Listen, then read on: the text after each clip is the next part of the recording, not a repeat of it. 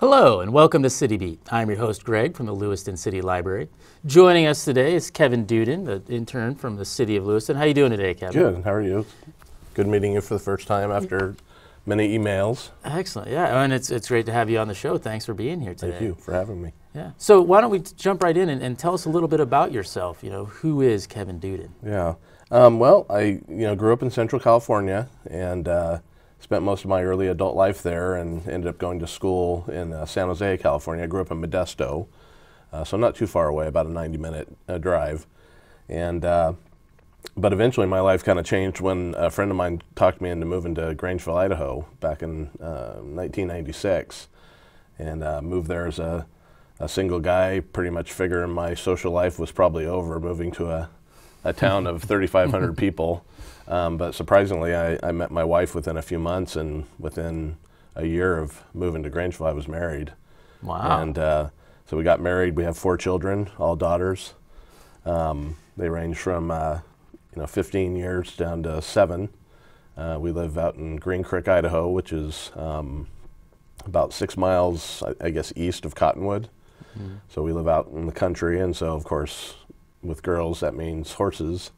So we have horses, we've had cows and goats, and kind of a little mini farm on our place. So that's kind of what we do. We like the country life and all it has to offer. That sounds like a lot of fun, and what an interesting transition from Modesto, California to Grangeville, Idaho. That had to be a little bit of culture shock at first. Yeah, a little bit. It was, well, I think Modesto at the time I left must have been a couple 100,000 people. So, I mean, it's even, bigger than Boise.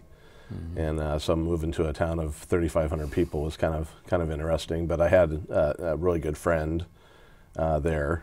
He's the one that talked me into moving there. And I actually went there to work with him as a youth pastor. He was a pastor of a church, and I did that part-time, but my full-time job was as a police officer.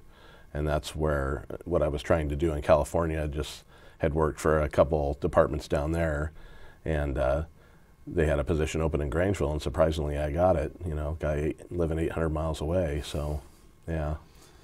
Well, great. Well, we're happy to have you here. So let's kind of transition a minute. And so what's your professional background? Mostly law enforcement. I went to college. I got my bachelor's degree in Bible and theology back in 1989 with the intent to go into youth ministry.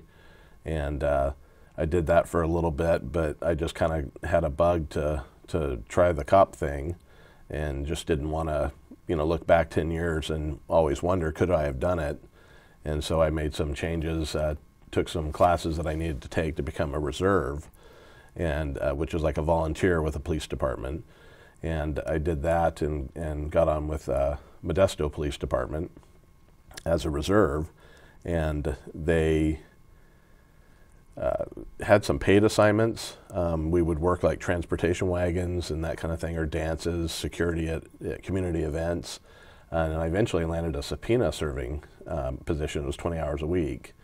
And so I was paid to do that, to serve subpoenas to people, and then supplemented that with the other reserve stuff. And so I was, making a living as in police work. And then eventually I went to work for a little town near Modesto called Riverbank. And so that was the second department I worked for. And from there I went and worked in juvenile hall. And what's kind of interesting about that is that it kind of was almost full circle for me, because I'm at juvenile hall now here in Lewiston.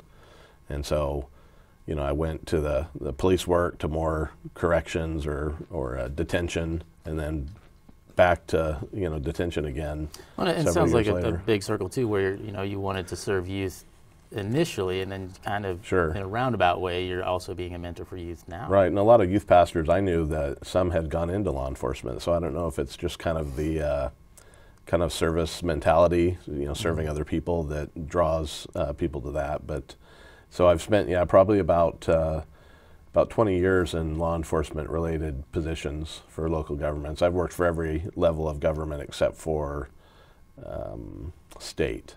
So I've worked for city, county, and federal government. So, wow. So about 20 years in government service. That's great. And so we talked a little bit about, you and your kind of professional background. What about your educational background? Well, like I said, I graduated from San Jose Bible College in 1989, and it's now William Jessup University, which is in Rocklin, California, near Sacramento. So they've kind of gone from being a Bible college to a full-fledged university, Christian university. So I graduated from there in '89, and kind of always, when I was in law enforcement, I kind of envisioned that one day I'd move up, through the ranks and maybe be a chief of police someday. And I began kind of looking what I would need to do to prepare for that, and it seemed like many of them had Masters of Public Administration degrees, or maybe even MBAs, that kind of thing. So I kind of thought, that's something I probably should look into, but with a family and living in smaller communities, where we don't have, having to make a living and work, it's hard to go to school at the same time. So it just never happened. So yeah, I had a 24-year break before I finally went back to school again. And the great thing about it is that in this day and age with the internet, my program's completely online. So I haven't set foot in a classroom, and I'm almost ready to graduate. I'll graduate in May, early part of May. So it's been really great. I can do school.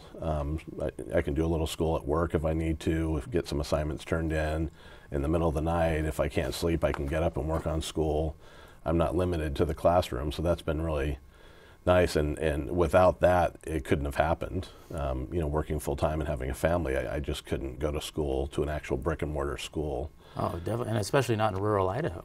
Exactly, yeah. I mean, even tougher Yeah, still. I'm actually going, my master's program is through Arkansas State University, so a fully accredited degree, and I don't even know if I've ever been to Arkansas. It's a possibility. We traveled, as a kid, we traveled back east, and we might have touched part of Arkansas and part of our travels, but I don't remember it.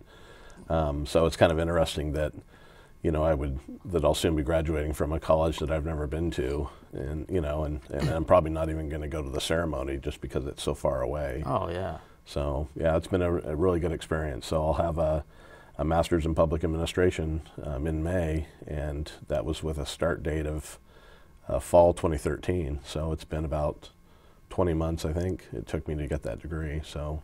Wow. Well, so you have a wealth of experience. You've been in the area for a long time. So what brings you to the city of Lewiston as an intern? Well, part of my degree required, if you didn't have any prior administrative experience, they wanted you to have an internship. And I didn't really have any, what I would call solid or significant administrative experience, and so I chose the internship route. And it's 300 hours, and they wanted it to be with a public agency or a nonprofit, and that's typically where people with MPAs work, is usually nonprofit organizations, government, and also real big now is healthcare administration. And so, I began looking for where could I do my internship, and my first choice was Lewiston. I work here, and so it works out well logistically. And Lewiston, the city of Lewiston, just full service city. I mean, it's 8 departments, multiple divisions within those departments. And so it really was an opportunity to see the full onslaught of city government. Everything that city government does, I can see at the city of Lewiston. And so it was really my first choice. And I also had a plan B, but amazingly, I contacted Jim Bennett, and he was all for it. And I was actually surprised when he contacted me and said, yeah, let's talk about this. I think this is a good deal. And it worked out well. And I've been there, I think I'm in my 7th week now, and it's going to be probably about 15 weeks. So you're about halfway through? Yeah, about halfway through, yeah. And kind of to dovetail off that, so what kind of projects do they have you working on? What are you working on now with your internship? Yeah, my main goal was to basically kind of, I guess what you would call shadowing, kind of sitting in. Surprisingly, people in government probably don't like meetings, but I kind of like meetings because I can go and I can watch and I can listen and take notes. And I don't think there's been any exception to any of the meetings I've gone to where I haven't walked out and have learned something. The master's program is very theoretical, so it doesn't really deal with the real hands-on practical part of government. You know, it's just kind of the ideas and the thoughts and the theories and that kind of thing.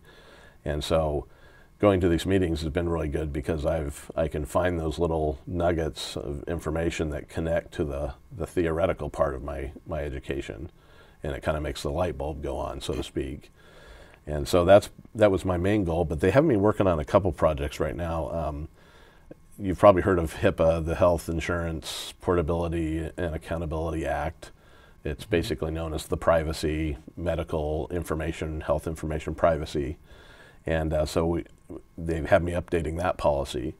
And you know, anything involving the federal government is extensive, and I think HIPAA is about 1,100 pages long. And so I've got to basically kind of take this and boil it down to a policy that somebody might actually sit and read, you know, because they're not going to read. Instead of thumbing through a 1,100 exactly, page yeah, you know, and so they've got me working on that, and that's been, I've described that to people as peeling an onion. You know, it's just like you write a policy, you write part of it, and then you check, and HIPAA says, well, you got to have this in your policy.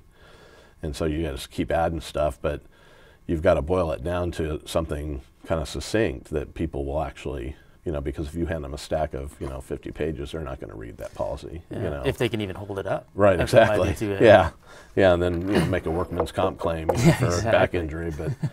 They so that's the big thing, and then the next thing coming down is a social media policy, because that's so big these days. You know, governments are using social media. You know, Facebook, Twitter, Instagram. I mean, it's just exploded, and cities and all governments are starting to take starting to use that to their advantage to communicate with their constituents and get the information out there. That's the way people want to receive their information. And so, you know, we need a policy on how we go about that, you know, things that will protect the city, protect its employees, and that kind of thing. So that's the next project they have me working on. So I never really considered myself, you know, what you would call a policy wonk, you know. I always thought that was probably a little bit dry, but I'm really enjoying it. It taps into some of my skills. I like to write, and I think I'm a pretty good writer, and so that really is a strength that I can apply to those projects. So that's been really good, and hopefully I'll get those done, and I'll be able to take on some other stuff as well. Yeah, well, they both sound like pretty big projects, really, just in and of themselves. Right. Yeah. And so, what are your plans after you graduate? You mentioned you know you're not too far away from completing this degree, and what are your plans for afterwards? Well, the good thing is that, you know, I have a full-time position, and you know, they say that the best time to find another job is when you already have one. You know, so that's a good situation to be in. It makes sense that I would stay in some kind of government service because, like I said, I've spent 20 years in government service, so it's, you know, I can kind of walk the walk and talk the talk. It makes sense to go with what you know. And definitely. So that's kind of my first choice, but I'm also open to maybe working for a nonprofit. I've got a couple nonprofits in mind, and that I'd like to maybe do some just free work for, to kind of get that side of it, and then kind of build up the resume a little bit. Right, exactly, and then broaden that experience. Yeah, so you know, I'm hoping to stay in government service. I think that's probably the best way to go for me. Well, that sounds great. And I got to say, Kevin, it's been a pleasure having you on the show. Is there anything else you would like to add before we wrap up? I think that'll do it. I just want to say that the citizens of Lewiston are blessed with the staff that they have. Everybody I've met has been completely competent and professional, and really energetic and enthusiastic about the work they do. And that's a really good thing to see in government. Oh, yeah, definitely. Well, thanks again. It's been a pleasure having you on the show. Thanks for having me. Today. It's been a great experience. Oh, good. We'll have to get you on again sometime. Yeah, I'd like that. Well, on behalf of our guest, Kevin Duden, myself, and everyone else here, we hope you have a great day, and we'll see you next time on City Beat.